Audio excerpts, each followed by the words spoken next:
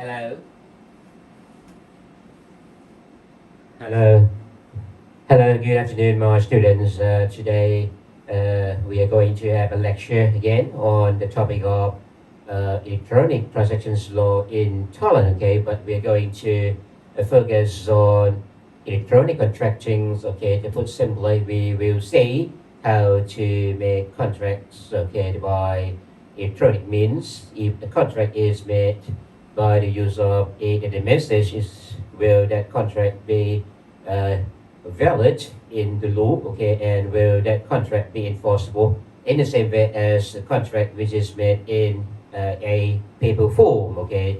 That is what we're going to go through this afternoon, okay? So I think that we have had now proper understanding of, key principles of the ETA, okay? Again, when I say ETA, okay, you have to be mindful that that means the electronic, okay, the Electronic Transactions Act, okay, we have in this country, if you can remember the act which is called the Electronic Transactions Act, okay, 2001. So we are going to call again this act as ETA. Okay, we have seen from our previous lectures, okay, we have seen key principles or fundamental principles embodied in the ETA of this country. Again, the ETA of this country, okay, of Thailand, in fact, replicates key provisions in the Astro Model Law on e-commerce and the Astro Model Law on electronic signatures. We have, if you can remember, okay, we have also amended this act, okay, in order to have also some new provisions which are modeled after the UN Convention on the use of electronic communications in international contracts. Okay, we have seen this already, so we are not going to repeat. We are not going to repeat our discussion of these key principles. We are going to limit our discussion, okay, to electronic contracting this morning. Okay, when we have seen the ETA, okay, we have seen already that the ETA contains the so-called functional equivalent under which, okay, the use of data messages will be treated in the same way as the use of normal documents, okay, transactions which are made in the form of a data message will be regarded by law as being valid or being enforceable in the same way as transactions which are made in a normal paper form. Okay, so there should not be any difference between transactions which are made in paper forms, okay, and transactions which are made in the form of data messages, okay. The question arises as to whether or not, based upon the functional equivalent rule, whether or not a contract can be made in the form of a data message as well. Well, the answer should be in the answer to this question should be in the affirmative. Okay, that it should only be yes. Okay, so nowadays we make contracts. Let's say online. There are so many instances of making contracts in electronic means. Okay, that we can just do, let's say, the online shopping. Okay, now we may go to, let's say, the shopping centers, okay, or department stores, much less than before, because we can do our online shopping nowadays, right? When you have free time, you can just visit websites and you can have a look at some goods, some products, and then you can just start the buying the goods or products via the websites. Okay, this is something new nowadays, and you can use many devices which you have now. You can use your computer. You can also use your mobile phone. Okay, you can use your tablet.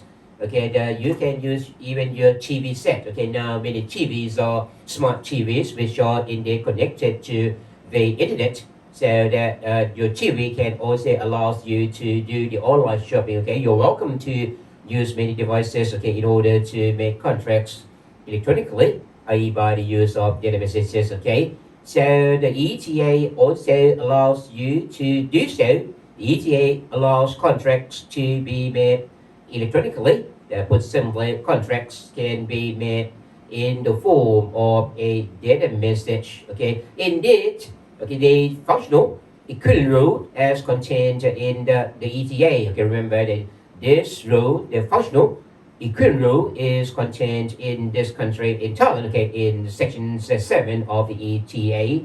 Remember this section. Okay, which says information should not be denied legal effect or enforceability solely on the ground that it is in the form of a data message. Remember, this is what is, what is provided in section 7. Okay, so the functional equivalent rule as embodied in section 7 in fact does accommodate the conclusion of contract, okay, in the form of a data message. But in order to be clear, in order to be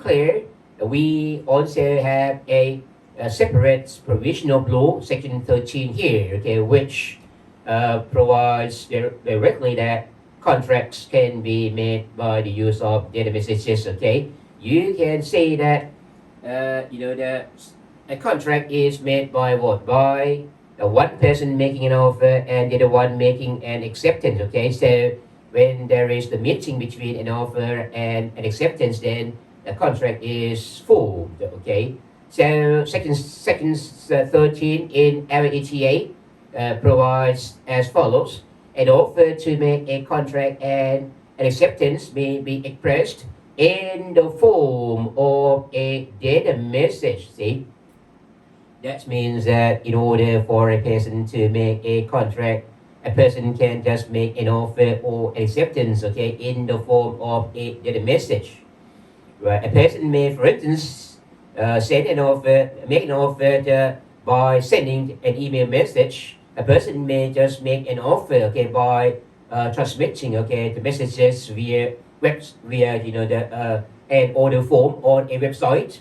Okay, a person may send an offer, okay, via Line, okay, so Line application, okay, or WhatsApp application, whatever. Okay, so section 13 now allows us to do so.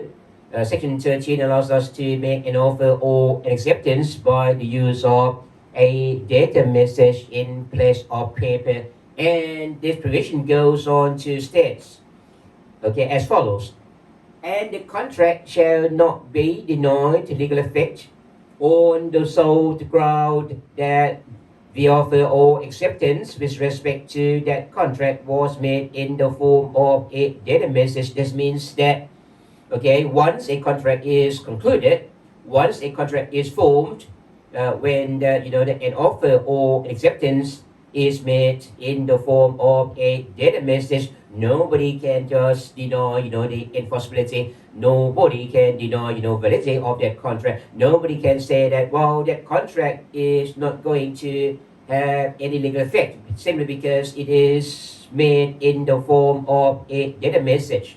You can't, okay, invoke this reason alone.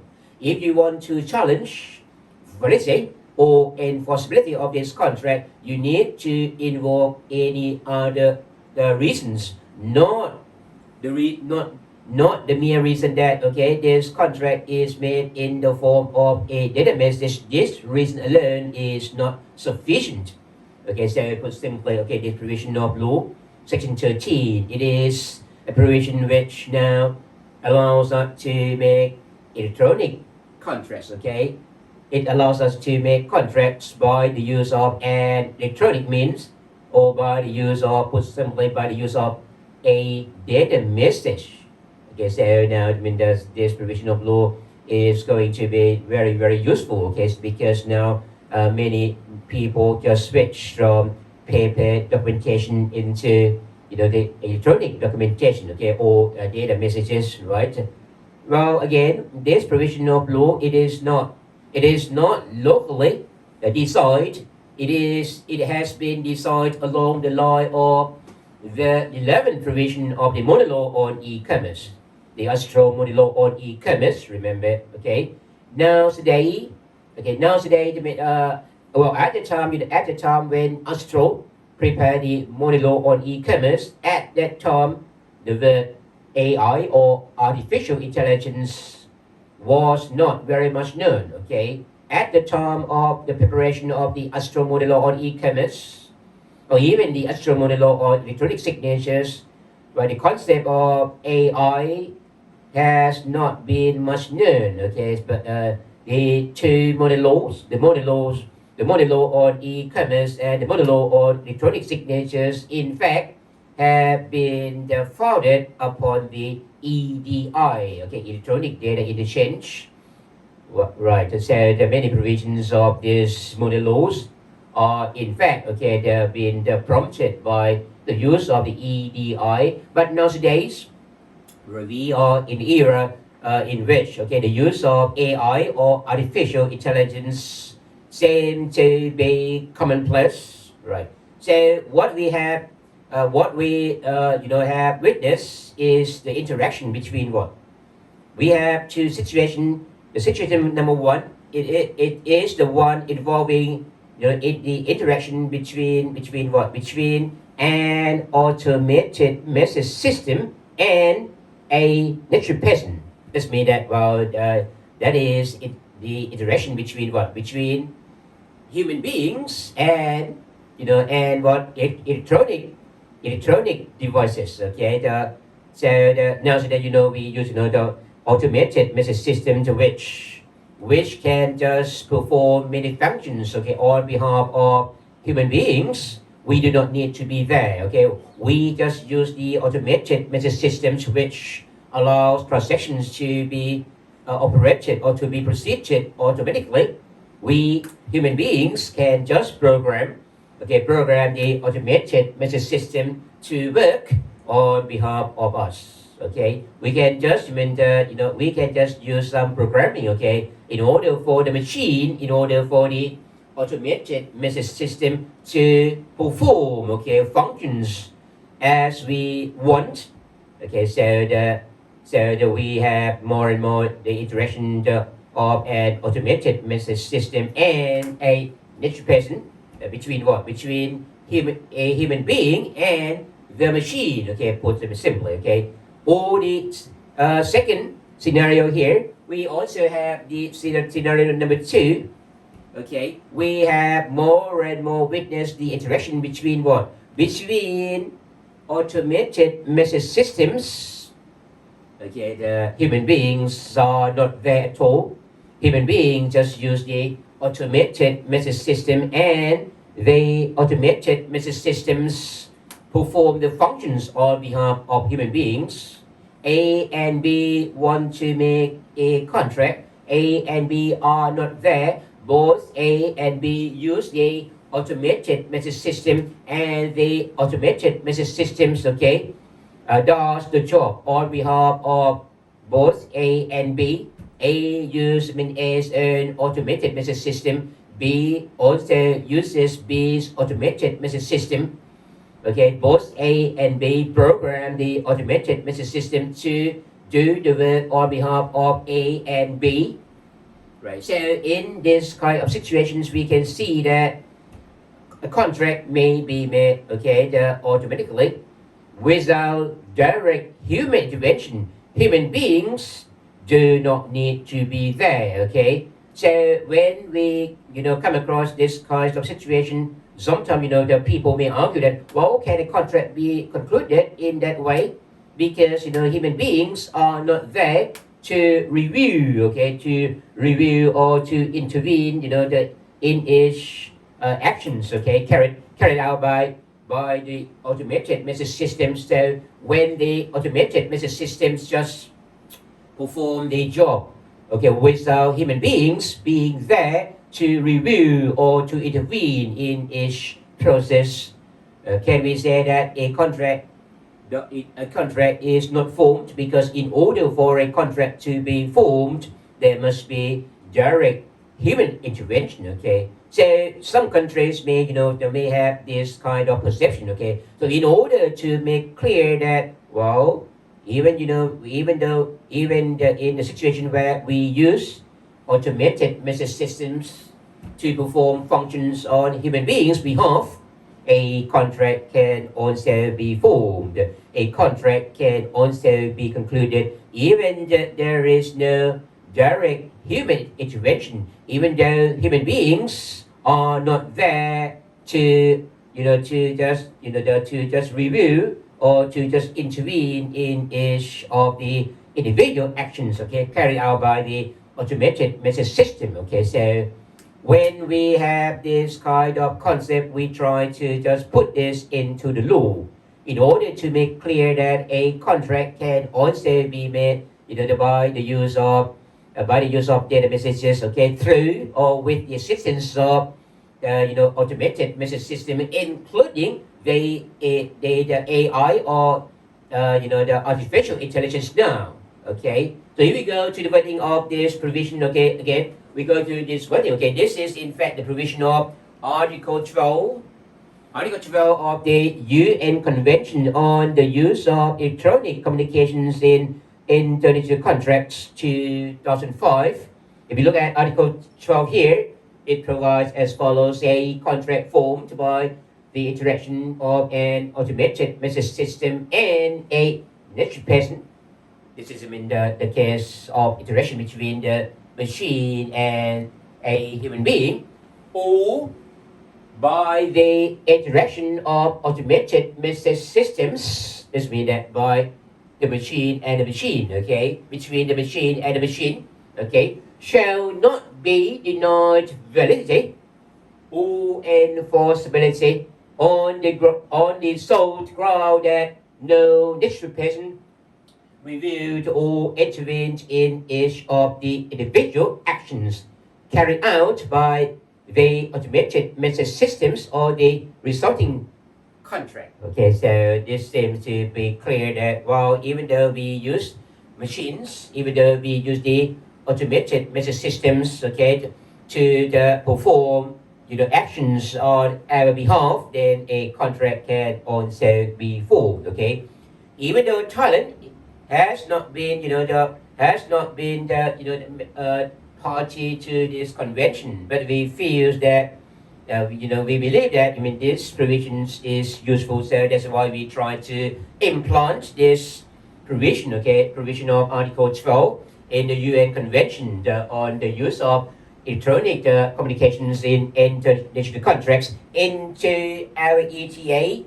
Okay, so we have amended our ETA by the Act number 2 in 2019.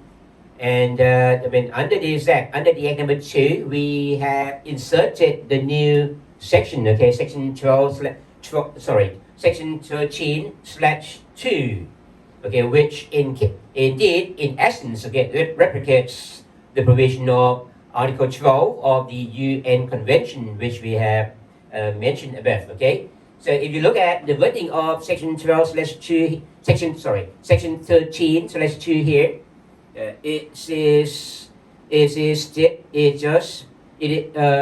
it has been designed using the wording, okay, in the same way as Article 12 of the UN Convention on the use of electronic communications in international contracts 2005. The wording of these provisions is as follows: validity or enforceability of a contract formed by the interaction between an electronic automated message system, okay, and a natural person, or between automated message systems, shall not be denied on the sole ground that no natural person intervene in each of the individual actions carried out by the electronic automated message system or the resulting contract. See?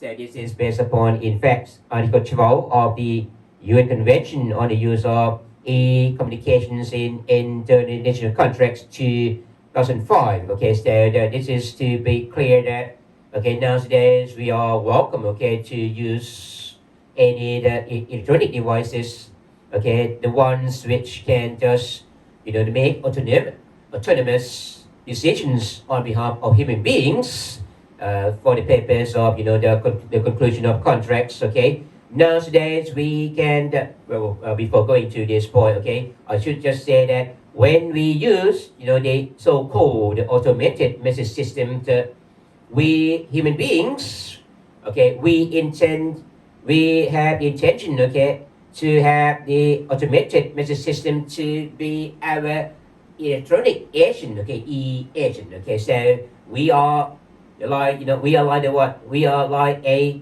principal, the principal, and the machine or the electronic message system. It is our agent, okay, but it is not the human agent. It is the e-agent, electronic agent. So when when the agent does something, then the principal will have to be bound by the action performed by the agent. Similarly, when the automated message systems does something on behalf of a human being, the human being will have to be bound by the action, okay, carried out by that automated message system, okay. So I mean, if we think of the transactions, okay, involving the principal and the and agent, okay, we will also understand this one very well. Now, when the laws allows us to use even the automated message system to make contracts, right? It is very useful because at the present time, okay, there is there is increasing the instance of the use of what? The use of the blockchain, the blockchain systems, okay. This is also one of the electronic, one of the automated message system, okay.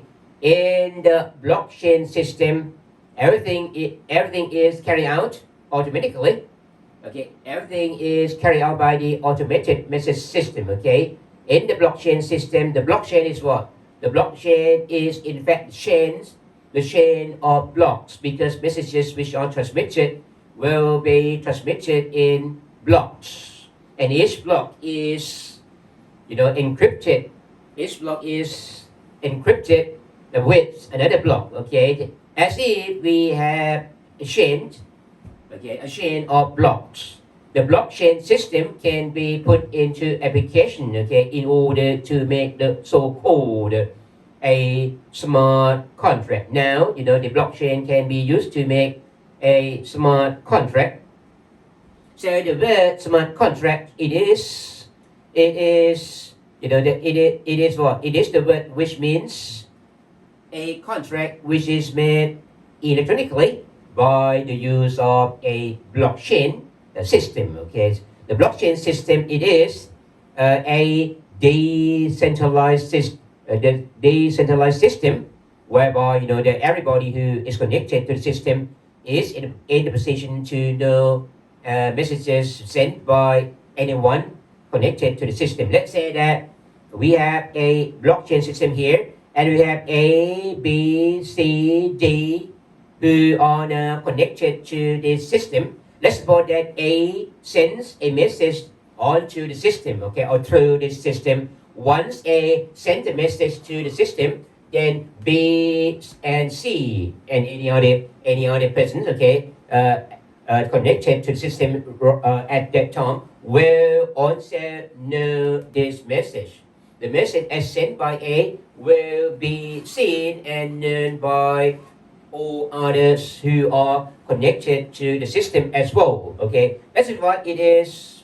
It is said to be the decentralized system. Okay, it is not a closed system. If we just do the online shopping, when we send our order, okay, to the e-merchant, okay, when we send our order, it doesn't mean that any other person will also know our message. Okay, in that case, it is not a smart contract because it is not working, okay, on a decentralized system. In that case, when you just place your order, when you just send your order to an e-merchant, okay, in that case it is just a normal electronic contract but not a smart contract. Again, a smart contract, it is a contract which is formed, which is concluded, okay, through a blockchain system, which is again a decentralized system. Okay, in a way that a message is sent by one person connected to the system at that time will also be known to all others who are connected to the systems at that time as well. Okay, so this is a difference between the blockchain system and the other system. Okay, the again these pictures also tells you a blockchain system. Okay, let's say we have this person, and we have many persons here. We have a private individual. We may also have a corporation. Okay, some the companies, right? We can have sometimes an organization, for instance, an education institution. Okay, we may have a university. Okay, so we have many persons. In fact, that are connected to the system. Once, let's say that this is A, when A sends a message onto the system, then everybody that is connected to the system will also know and see, okay, the message sent by the A here. Okay, so in a way, okay, this is the decentralized system. Okay, so this system can also be put into application, okay, in making smart contracts. How does smart contract function?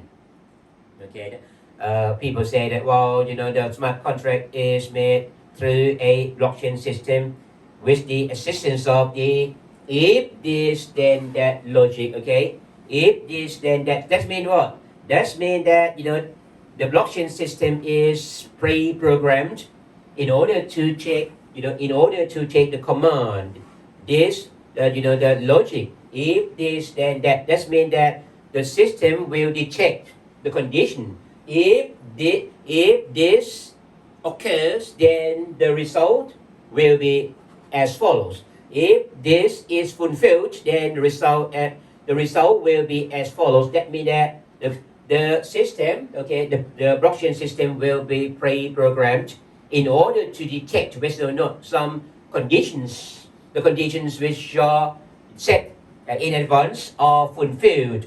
Okay, if those conditions are met, then okay, the result would be that, well, the system will just make contract for us. Okay, so we are going to look at this as a comparison.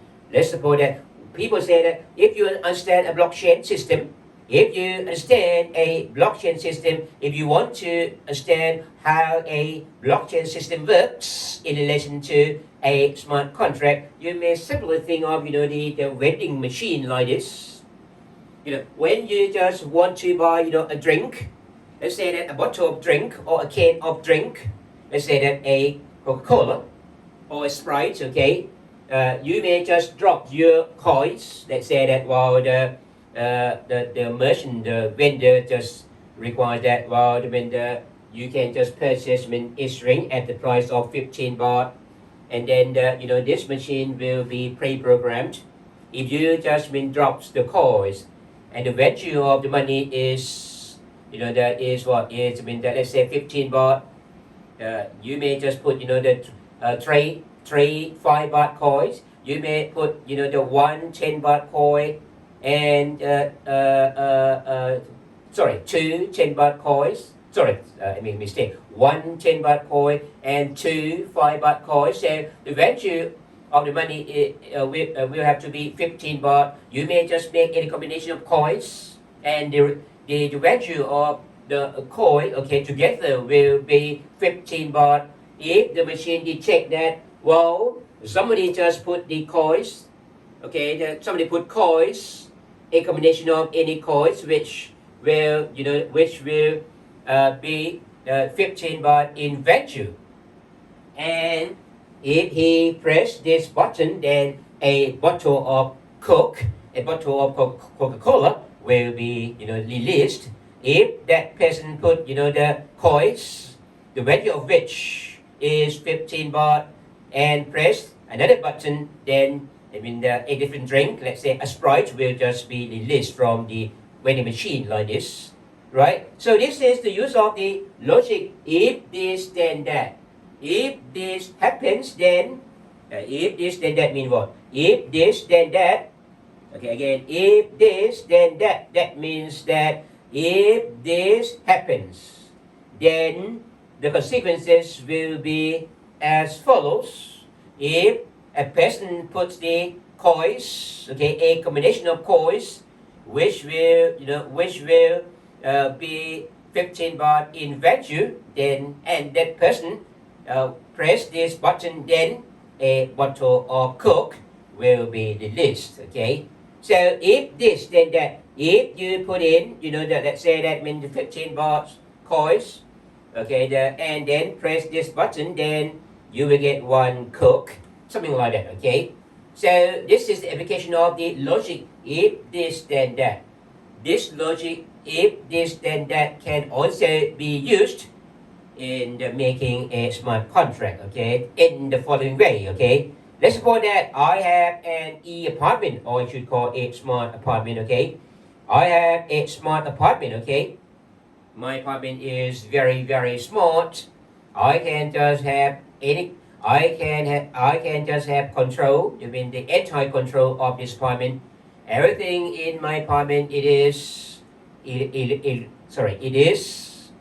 capable of control by electronic means. I can just control everything in my apartment using even my mobile phone, which is connected to the internet.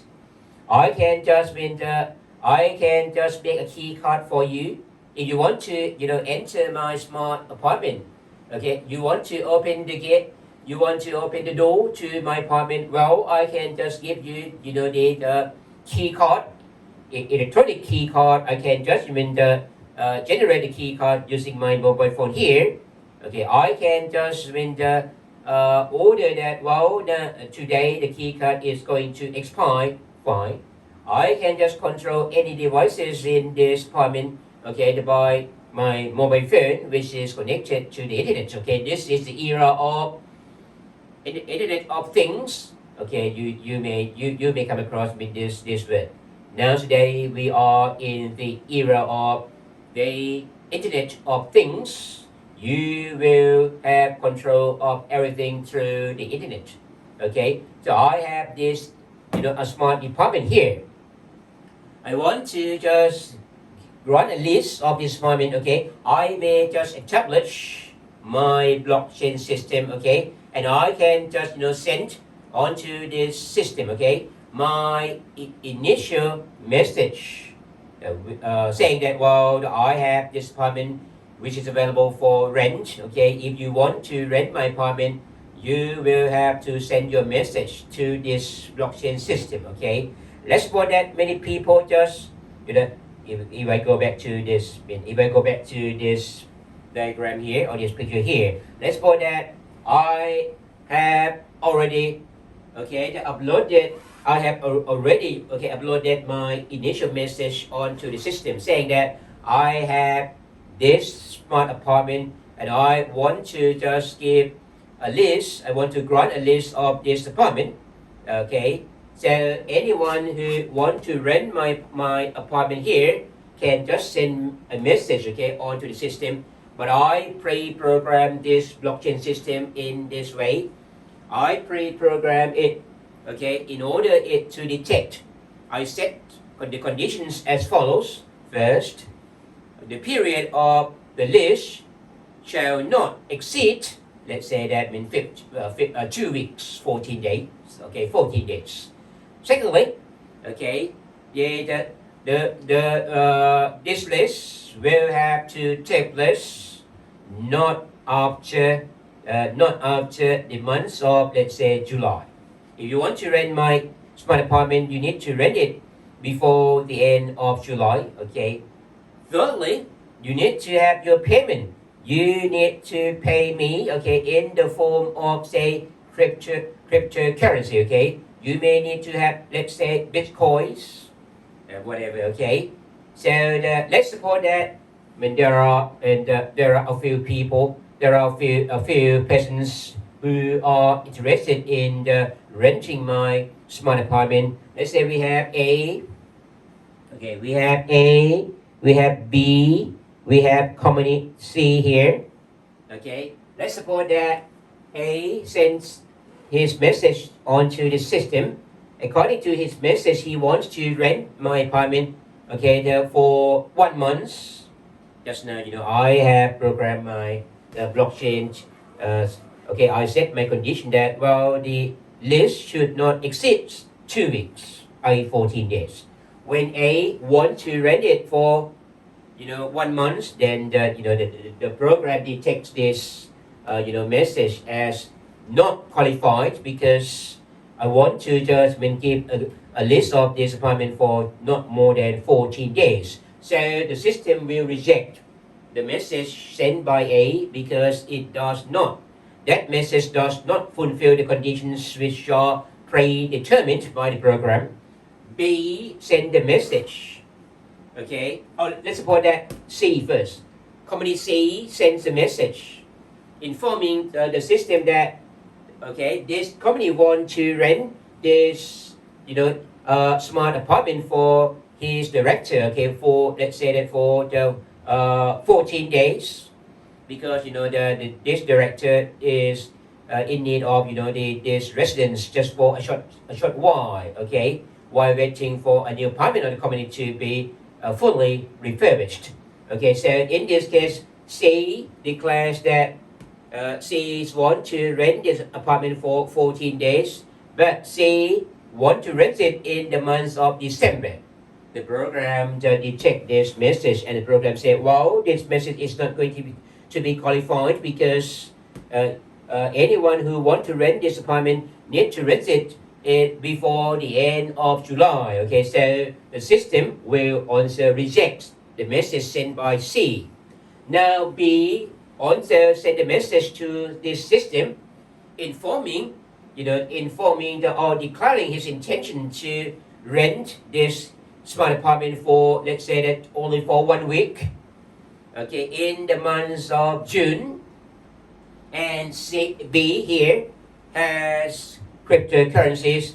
B has bitcoins, which are ready to be transferred from his wallet to the owner wallet, right? So the system detects the message sent by B, and the system finds out that, whoa, the message sent by B here fulfills all the conditions.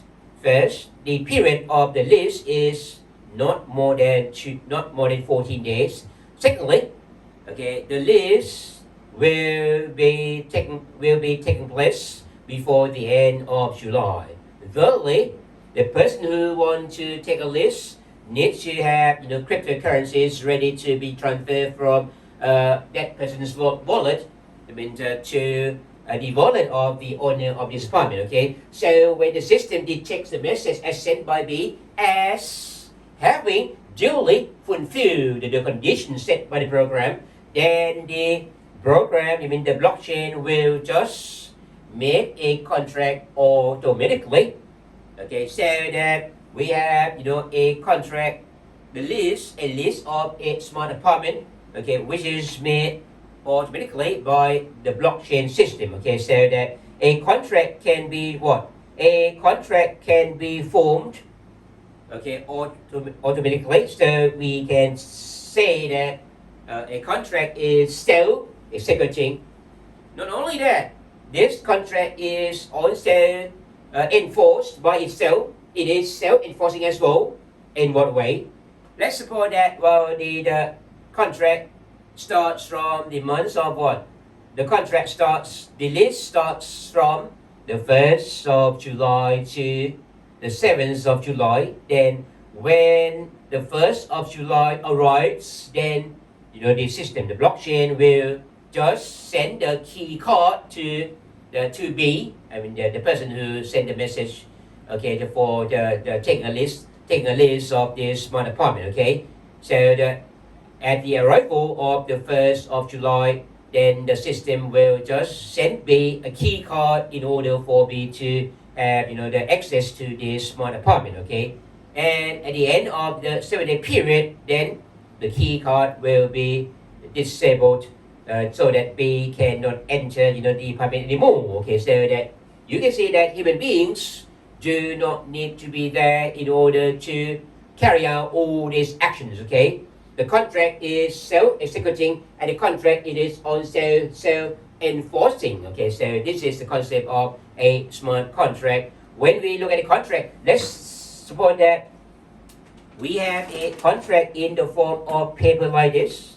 You may have, the terms and conditions of that contract. You may have clause 1, 2, 3, 4, 5, 6, okay, which all clauses are written in, in your language, fine.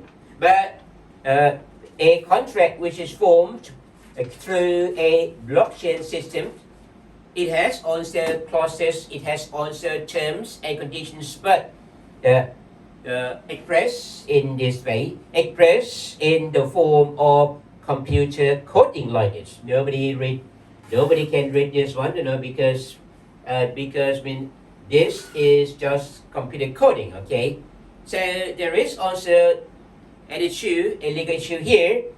A contract need to be what? A contract need to be a product of consensus and item, okay, or the mutual assent, okay, between the parties, so that if you want your contract to be binding, okay, upon the parties, then make sure that there is been some way to convert this kind of computer coding into what? Into human language, in order for the terms and conditions of contract to be known to every party. Okay, otherwise, there might be an argument that a contract is not going to be binding upon a party who does not understand, these terms and conditions couched in the computer coding like this. Okay. Now we have seen already that the ETA allows electronic contractings. Okay, ETA allows an offer or an acceptance to be made in the form of a data message. The ETA also allows the use of automated message systems in order to make contracts. If a contract is made by the interaction between a human being, between a natural person and an automated message system, then nobody can argue that the contract is not formed. Nobody can argue that a contract is not enforceable. Nobody can argue, nobody can deny legal effect of the contract which is made by the interaction between, between a natural person and an automated message system. And also in the case where a contract is made by the interaction between automated message systems. There are two automated message systems. When the automated message system of the first party interacts with the automated message system of the other party, okay, without direct human intervention, put simply, without the human beings being there to intervene in the actions, okay, or to review the actions in each process, nobody can deny legal effect of the contract. Nobody can deny enforceability of this contract. Nowadays, okay, we are cherished by the provisions of the ETA, which allows contracts to be made electronically. Fine, okay.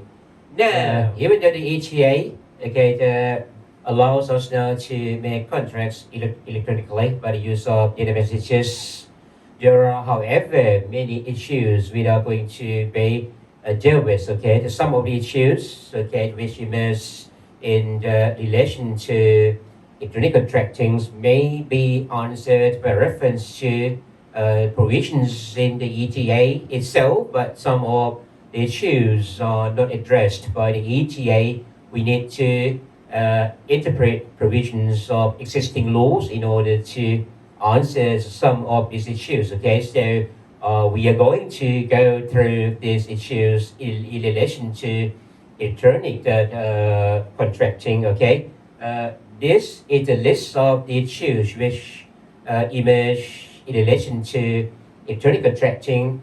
First, we have the issue in relation to an offer and an invitation to trade.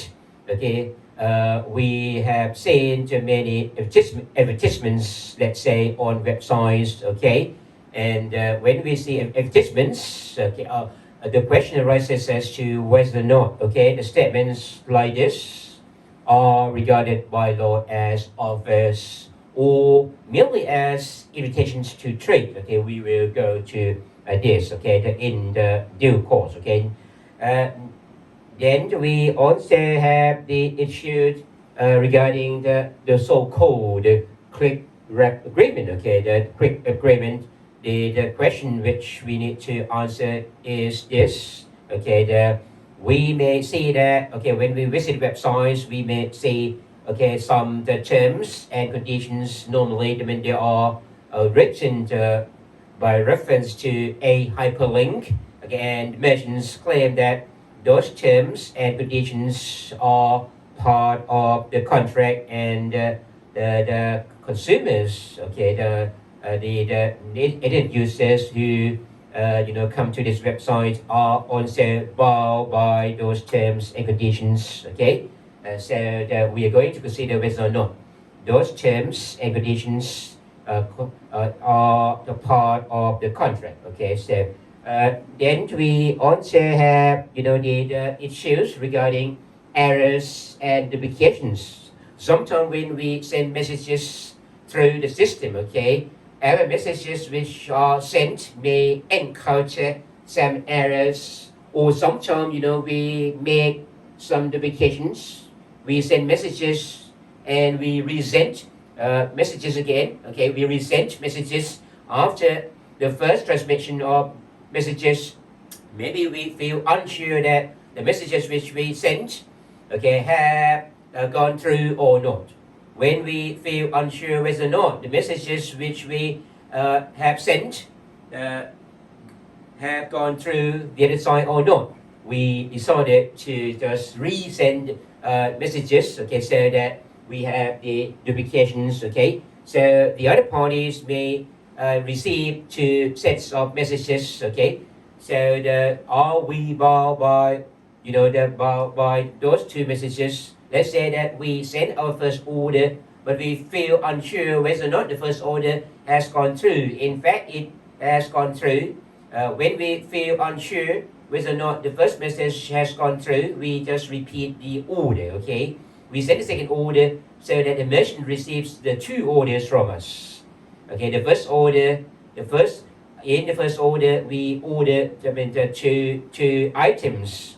In the second order, we order another two items, so that, the merchant who has received two orders, okay, will send us, the items as per two orders, so that when the merchant want to, get payment for 4 items as per 2 orders, can we claim that, well, that we are bound by just the first order, we are bound by just one order because we have duplications? The second order is duplication, so that we do not intend to be bound by that. Okay, can we have any right to claim that we will not be bound by the duplication? Who will bear the risks of duplication? Okay, this is the question to be answered very, very shortly. Okay, the next issue, it is the issue regarding, regarding the what? Regarding the type of communication. If you can remember, okay, that in many countries, including this country, Thailand, okay, our law distinguishes between what? Between the so-called instantaneous mode of communication and a non-instantaneous mode of communication. Okay, the reason why the law distinguishes the modes of communication into 2 modes, instantaneous and non-instantaneous, is because the term of effectiveness of that, the declaration of intentions seems to be different. Okay, in this country, if you declare your intention in a non-instantaneous mode, then your intention will become effective when what? When it is received by the other party. If you declare your intention in an instantaneous mode, then your intention will become effective when it becomes known to the other party. So now we are surrounded by the many technologies. Okay, you may use many the methods, electronic methods for transmission of your messages. Okay, some methods may allow your communication to to be known to the other party instantly. Okay, but some methods may not allow your immediate feedbacks. Okay, so that among too many technologies, among too many the methods, the electronic methods, we have to consider whether or not when we declare our intention, through a given method, it will be considered by law as the declaration of intention in an intelligence mode or in a non-intelligence mode. Okay, so that we can determine the correctly as to we can determine the time at which the declaration of intention becomes effective. Okay, so we are going to turn to this point shortly. Okay. Also, we have we have also some the problems. Okay, the outside the ETA. Okay, we also have the problems regarding the how to protect the consumers in relation to electronic contracting. Okay, when we make contracts, let's say online, there are also some risks. Okay, the risks faced by consumers, but this issue, the issue regarding consumer protection, this issue falls outside the ambit of the ETA. Okay, now we are going to go through each of the issues, starting with the first issue here: invitation to trade and offer. Okay, offer and invitation to trade. Okay, this is something related to advertisements on website here. I show you this picture. Okay, I show you the picture of what? The picture of, let's say, websites here. Let's suppose that you are looking at advertisements on this website. Okay, on this website you say this advertisement. Okay, this is what? It's advertisement for mobile phone. In fact, the iPhone here. Okay, so let's suppose that you visit this website and you look at a lot of details here. The details presented by, of course, by the merchant. Okay, you seem to be your intention seem to be focused on what? Maybe the price and the product. Okay, the details, the specifications of the product. Okay, but here, okay, you are going to go through all these details, and of course there are so many. So there are several stages. Which you have to go through. Okay, let's say that that you will come across a lot of icons here. Okay, you may just place this one in the basket. Okay, in order to make a purchase later. And when you just go and have a look further, okay, you may have a look at what? You may have a look at the specifications of this product. You may have a look at some remarks. Okay, and let's say that here you are directed.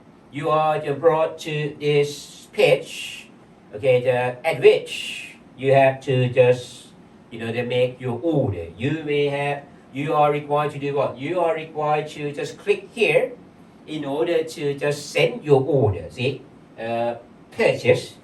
This icon here is designed for consumer to just place an order. Okay, let's say you place this one to make an order. You just click this icon to place your order. When you do this, are you making an offer or are you making an acceptance? Okay. Well, there are two approaches. Okay. The first approach is that the advertisements placed by a merchant, okay, on the website or similar the network, right, or the similar network. Constitute an offer. Okay, but some say no. What you see here, this is not yet an offer. Okay, when the merchant just places advertisements like this, the merchant just invite you to have a look and to place your order. Okay, so it is contended that the advertisements like this constitute not an offer but an invitation to trade. So that, if you regard that these advertisements are offers, advertisement by a merchant, if you regard that the advertisements by a merchant here is an offer, that means that you will believe that, well, when the merchant click at this icon, then the merchant makes an acceptance so that a contract is formed as soon as the consumer just click this icon. But if you regard this advertisement as merely an invitation to treat, that means that it is not an offer. The merchant just invite you, okay, to have a look at this advertisement. And if you believe that way, you are saying that, well, when the consumer clicks at this icon, the consumer does not make acceptance, okay? The consumer makes an offer so that a contract is not formed yet. At the moment when the consumer clicks at this icon, the contract will be formed when there is an acceptance from the merchant later. We are going to consider whether or not advertisement like this constitute offers or just invitation to trade. Of course, we consider this in order to determine the time at which a contract is formed. Okay, again, if you consider that a statement like this, a statement on a website like this is an offer, this means that a contract is formed, okay, as soon as the consumer clicks on an icon, okay, to place an order, because that is an acceptance. But if you regard that a statement, the advertisements used by the merchant, okay, it is not an offer, it is just an invitation to treat. That means that once the consumer click at this icon, it is not yet an acceptance, okay, it is an offer by the consumer, so that the contract is not formed yet. We have to wait for the acceptance from the merchant first. Okay, so this is a problem which we have to answer. So in order to answer this question, okay, we will have to look at the characteristics of an offer. Okay, in the laws of many countries, I think that the characteristics of the offer seem to be quite similar. At least there must be this. First, clarity. Something will be an offer when it is clear. If it is not clear, then that is not yet an offer. And importantly, something which can be an offer must show that the person who makes the statement is ready to be bound by the statement. So readiness to be bound by the statement is very, very important, okay? When you make an offer, okay, you need to make clear that you are ready to be bound. You must be clear that you are ready to be bound. Okay, so these are the two important characters of an offer. Okay, so when we look at the website like this, when we look at the statements on website like this, can we find these two features, these two characteristics?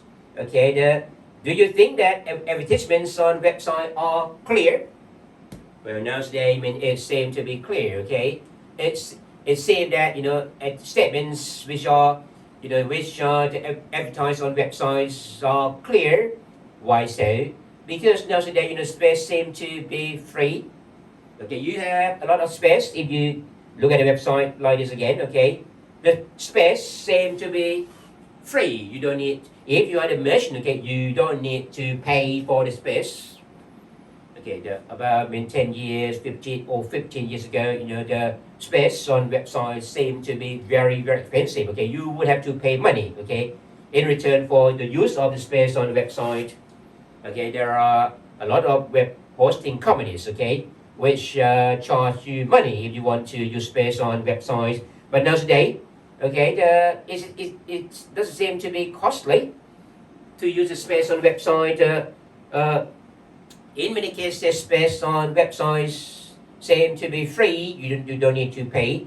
But in some cases, you may have to pay just not, a lot of money. Okay, just a sort of the minimum rate of payment. Okay, so that You don't need to pay much. I mean, in return for your use of space there. When you have quite large space on websites, that means that you can just place too many things, too many details, as many details as you want. You may, I mean, in addition to the putting the specifications of the products, you may just make available what? Let's say that customer reviews. You may make available videos, something like that. Okay, even on your website. Okay, so that the statements which are presented to consumers seem to be quite clear, right? So normally we hardly come across difficulty with respect to quality. With respect to quality, we rarely have trouble with that. But we will have to go through the element regarding readiness to be bought. Okay, so do you think that when merchants place advertisements on their website, they are ready to be bought? Are they ready to be bought when they make available advertisements on the websites? Okay, well, I mean, this issue received a lot of attention, okay, even by the United Nations at the time when the UN, they prepared a convention, okay, convention on what? Convention on the use of electronic communications in international contracts 2005. Before this convention, okay, has been final, okay, there was a lot of debate, I mean, over the issue, okay, the issue as to whether or not statements on websites or the like, okay, constitute offers or just invitations to trade. Okay, at the early stage of the preparation of this convention, at that time it was felt that, well, if a merchant used an interactive application, okay, the word interactive application does mean that it is an application or software which allows contracts to be made or to be concluded automatically. Let's say that if you just send your messages and then the program, okay, the software, the program, behind the website will just process the messages automatically. That is the interactive application. It was felt at that time that if a merchant made use of an interactive application, that means that the merchant showed that the merchant was ready to be bought, so that the statements which would be made available on website, which was operated by an interactive application would be an offer. It was felt this way at the time. It was felt that in the case where a merchant made use of an interactive application, then the merchant showed that the merchant was ready to be bought by that, so that the advertisements would be an offer. But later, when this dropped, at the time it was still the drop convention, when this drop, was considered later, at the later stage of the preparation, the UN, those who were in charge of drafting the provisions of this convention, took another view. They changed their opinion toward the conception that, well, even though in the case where a merchant made use of an interactive application, it would not be an offer. The advertisements would not be an offer. The use of an interactive application would not be an indication that the merchant would be ready to be bought. So that that even in the case where a merchant used an interactive application, the statements on the website or the like would not be an offer. It would be merely it would be at best just an invitation to treat. And this opinion or this conception has been finally adopted by the United Nations. So in the early draft, Okay, the position was one thing, but in the final drop, according to previous drop, okay, in the case that the machine use an interactive application, okay, that would be an offer, okay, that would be an offer. But in the final drop, in the final drop, which has become the finalized convention, okay, the convention on the use of communications in international contracts 2005. We have Article 11 here. Article 11, the heading of this article is what? Invitations to make offers, and the essence, the substance of this Article 11 is that even in the case where a mission, okay, makes use of an indirect application, the statements which are placed by a merchant will be only an invitation to make offer, okay? Invitation to treat, not an offer.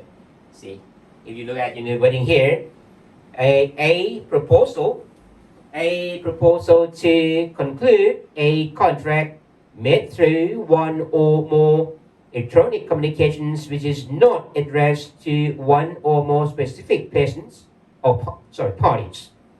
Again, a proposal to conclude a contract made through one or more electronic communications which is not addressed to one or more specific parties but is generally accessible to parties making use of information systems, including proposals that make use of interactive applications for placements of orders through such information systems, is to be considered as an invitation to make offers. See? Okay. Unless it clearly indicates the intention of the party making the proposal to be bound in case of acceptance. That means that if there is nothing indicating that the merchant is ready to be bound, we will have to take it that that statements on websites or the like, which are not addressed to any one in particular, but are intended to be accessible by the public. Even in the case where the merchant makes use of an interactive applications, okay, those statements are just an invitation to make offers. That means that they are just an invitation to treat. They are not offers. Okay, so this is to make clear that the legal status of this kind of advertisements is that it is just an invitation to treat. It is not an offer unless there is strong evidence indicating that the merchant wants to be bound by that. If there is nothing indicating that the merchant is bound by that, the merchant intends to be bound by that, then the statements, the statement on website like that is at best just an invitation to treat. So when it is an invitation to trade, then who will make an offer? The answer is yes, the consumer. The one who places an order makes an offer. So the offer is from whom? The offer is not from the merchant, but it is from the consumer.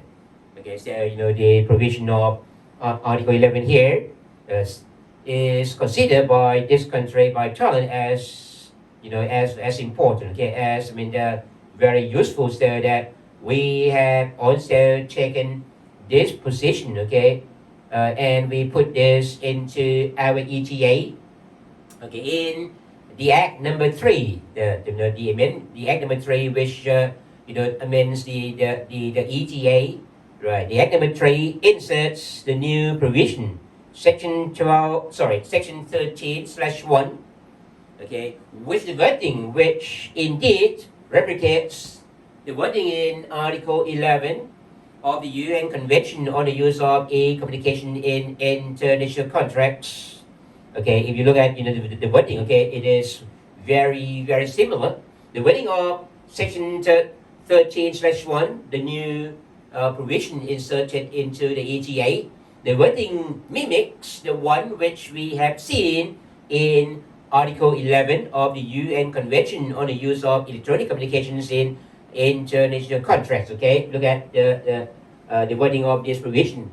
A proposal to conclude a contract made through one or more electronic communications which is not addressed to any specific person but is accessible to general persons making use of such information systems, including proposals that allow automatic interaction by information systems for the placement of orders through the information system, is to be considered as an invitation to make offers. See, this is the rule.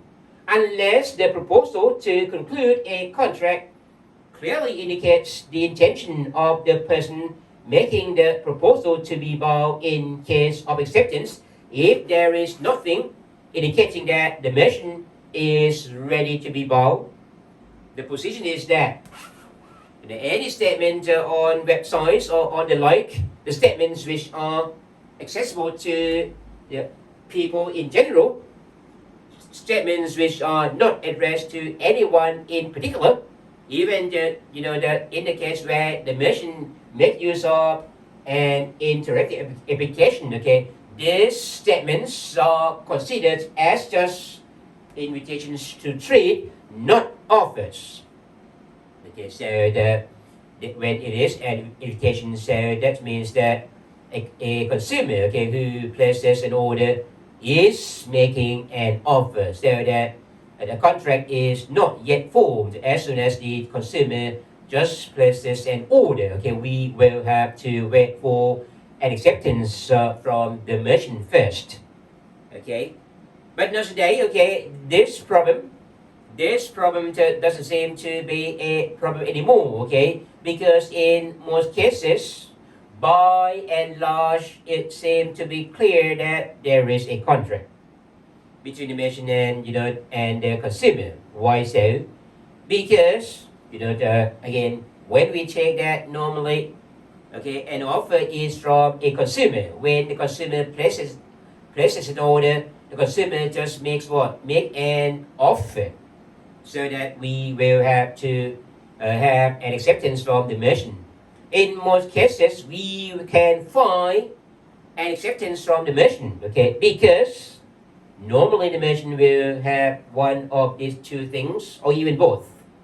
The merchant will have a website. Normally, a website operated by a merchant will have what? Will have some facility for an automatic confirmation. Okay, or in many cases, the merchant will, check e-payment. Okay, so in the case where the merchant has an automatic confirmation facility, right? It is clear that the automatic confirmation constitutes an acceptance on the part of the merchant.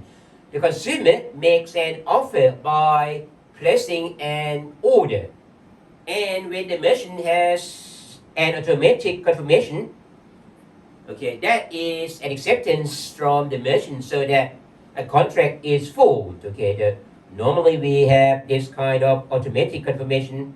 Okay, let's say that I now just do the online booking. Okay, I book a room at a hotel. Once I fill the form, normally websites will allow you to do what? To check, availability of rooms, and later, to choose types of rooms, and later you can just, do what? You can just, book the room.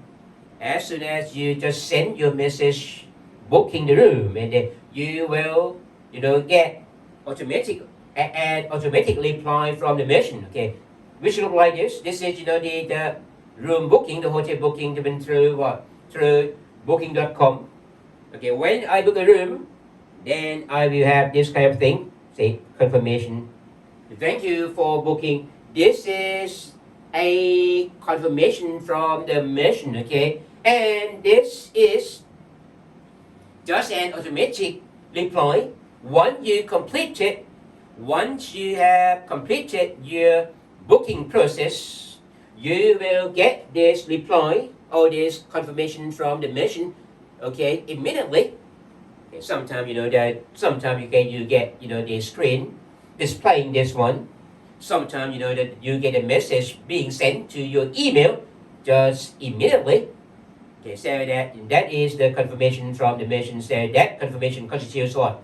Constitutes an acceptance, so that there is a contract, because when you book the hotel room, when you just click an icon to send your booking order, you make an offer, and then when the merchant, okay, just let you have this kind of automatic confirmation. This is an acceptance from the merchant, so that we have an offer and we have an acceptance, so that a contract is formed. Okay. Now, in the case of online payment, of course, when we now get it clear that a consumer who places an order makes an offer. Okay, in many cases, merchants do take online payment. They are not going to be willing to let you have the goods, because they do not trust you that you have money to pay them. So many websites just takes the payment, online payment first. Let's say that they require you to make payment through your credit card. Okay, so when the merchant take the online payment like this, the act of taking online payment, it is the act of what? It can be understood as accepting your order. You as a consumer make an order, and the merchant just accept your order by checking your e-payment. So the act of taking e-payment, it is also important evidence of acceptance. Of course, in many cases, the act of acceptance occur even before payment. But when the merchant takes the e-payment like this, it is also strong evidence that the merchant has accepted your offer. Okay, so in most cases we have, either the automatic confirmation, or the online payment by the merchant. Sorry, the taking of the online payment. Okay, the merchant taking online payment from the customer. Okay, so that some websites, they even have both. Okay, so that when we have either of these two or even both, it is clear that that is an acceptance from the merchant, so that a contract can be formed. Okay, so we normally rarely have any problem with respect to this. Okay, now so that when you do your online shopping normally, we have this sort of thing. Okay, we have to go through many processes. Let's say that you want to do what? You want to just book the ticket online. The website of the airline will just start with what? Start with the checking of the vacancy. When you just check the vacancy, you may find the vacant seats on this flight, and after that the program will just ask you to do what? To make further choices. Let's say that to make what kind of ticket. Okay, first class, business class, what flight? The morning flight, afternoon flight, evening flight, whatever. Okay, and then the program will also direct you to to do what? To just make your payment, something like that. Okay, so in the end, there is a contract between the airline and you. Okay, so this kind of things seem to pose that not many problems with respect to the conclusion of contract. In most cases we can see that contracts have been formed, between the merchant and the consumers. Okay, now. Okay, we are moving on to look at one more issue regarding a click wrap agreement. The issue regarding a click wrap agreement. Okay, so in this case, we are going to have a look at. The one scenario, the scenario in which what? In which normally the merchants will use what? we come across the scenario in which, the merchants will use what? Will use the terms of use. Look at this kind of website, okay? Let's say that you look at it with this website. Normally, when you come to this website, your attention seems to be focused on the product like this. Your attention seems to be focused on the product and all the details with respect to technical specifications of the product. Okay, of course, on sale you seem to focus on the price. Okay, but not many people notice that now. The scroll down bar is here. That means that this website does not reach its end yet. If you want to look at further details, you may just scroll down. Okay, you may just scroll down in order to see more information. And if you scroll down up to the bottom of this website, you will see this kind of thing. See, in this case, you see the word user agreement. Well, there are so many expressions like this. Sometimes that you get the word terms of use. Sometimes you get the word conditions of use or user agreement. Okay, and you just make a click here. When you click, let's say that you want to make a purchase. Okay, when you click the icon in order to send your order, okay, it will drag everything. The merchants will claim that you are bound by these terms of use, even though you have not read them at all. If you click here, normally that the merchant will not display the terms and conditions, okay, in full, but they put all the terms and conditions by reference to the hyperlink here. If you click at this hyperlink, it will bring you to terms and conditions, okay, in detail like this one. You may not be satisfied with some of these terms in particular when you see some disclaimers. What about when the merchant say that they are not going to be responsible for for the loss of property during its transportation to you? What about when the merchant say that the merchant reserves the right to change some specifications of the product?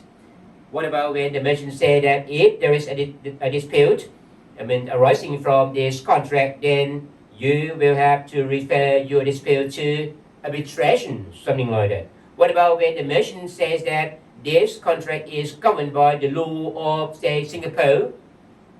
Even though when you book the hotel in Bangkok, okay, sometimes the websites of the hotel say that the contract which is going to be formed will be governed by the law of Singapore.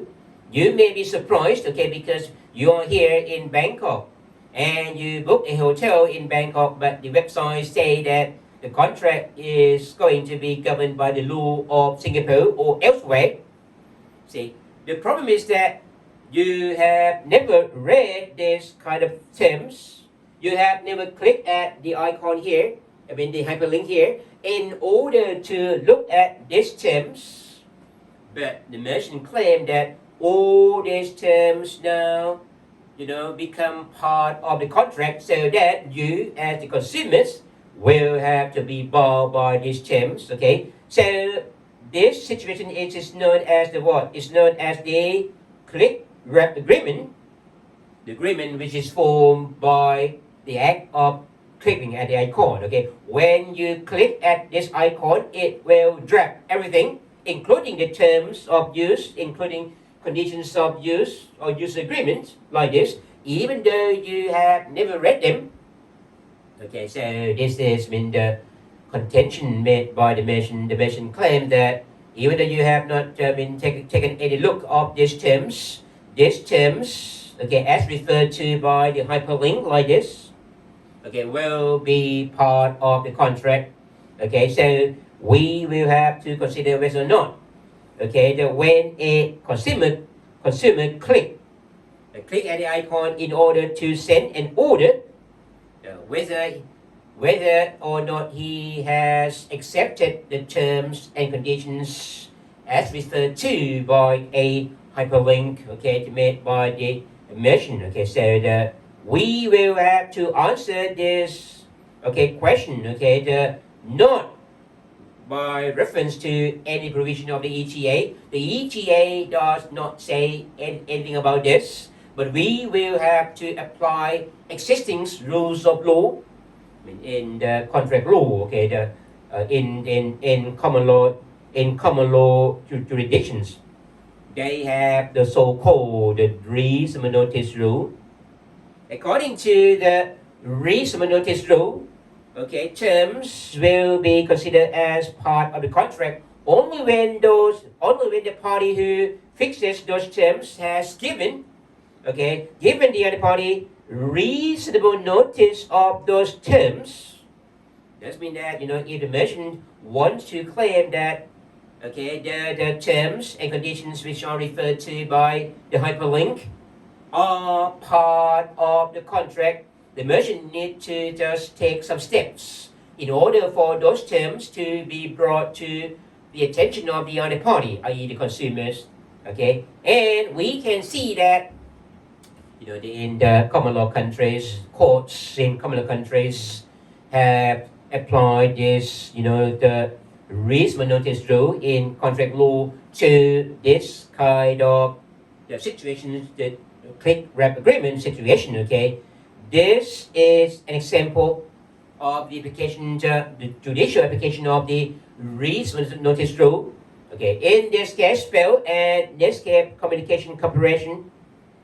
Okay, Netscape it is company to which at the time produced the web browser. Okay, in the old days, about 20 years ago, at that time we did not yet have the IE, the Internet Explorer. Okay, we did not have yet Edge. Okay, as the one you see, in Windows. Okay, in the Microsoft the system. Okay, we did not have yet Safari. At that time, people who just would serve the website would have to use what? Netscape Navigator. Netscape Navigator as the web browser. Okay, Netscape, Netscape Communicator. I can't remember. It is called the Netscape Navigator or Netscape Communicator, whatever. Anyway, okay, it looks like this. At that time, in those days, if you wanted to serve websites, you would have to use this web browser. It is free, of course. It was free, but if you wanted this browser to function better, okay, you would have to download some plugin.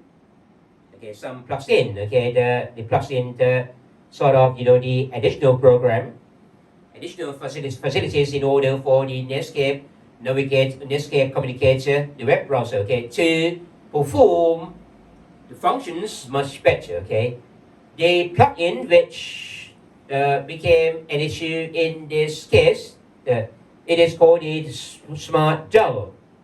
The Smart Download plugin, okay, allow net user to do what? To download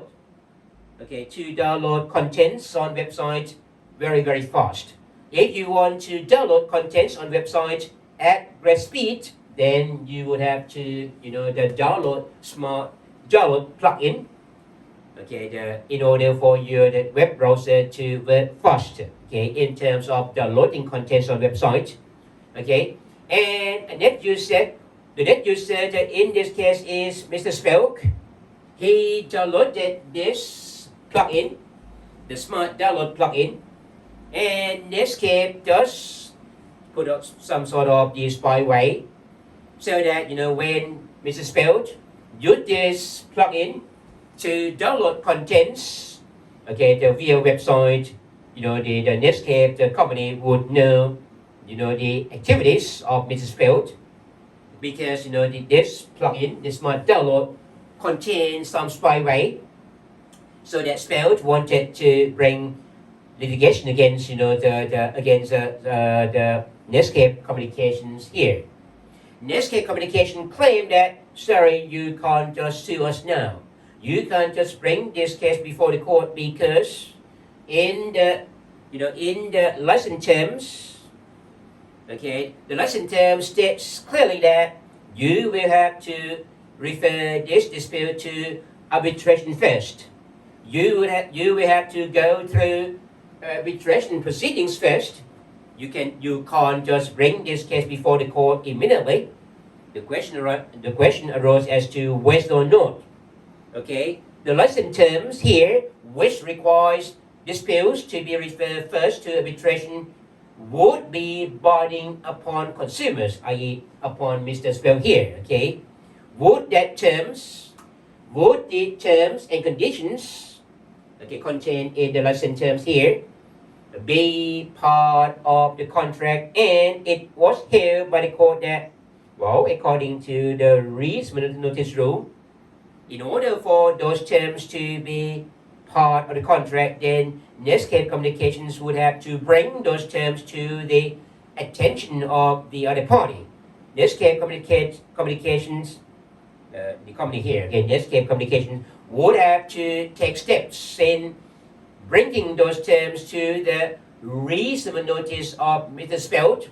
In this case, it was held that Netscape failed to do so because when Mr. Spelt just clicked at the icon, he never knew that he just consented to the terms and conditions. He did not even see the terms and conditions, so that in this case, when Netscape Communications did not bring the terms to the reasonable notice of Mrs. Spelt, it could not be considered as part of the contract. The terms, okay, the license terms, including the requirement that this dispute be referred first to arbitration, would not be considered as part of the contract. Okay, so now that if you are the merchant and if you do not want consumers to argue this way, the best way you should do it this: you should just make consumers aware of the terms and conditions. You may do like this. I mean, it is the same thing as when we consumers want to download free software. Normally, software owner will just allow us to do what? Software owners will just make us to choose whether we agree or disagree with the terms. Okay, they do something like this. Okay, you can just agree, you can just accept the terms, or you just want to cancel this.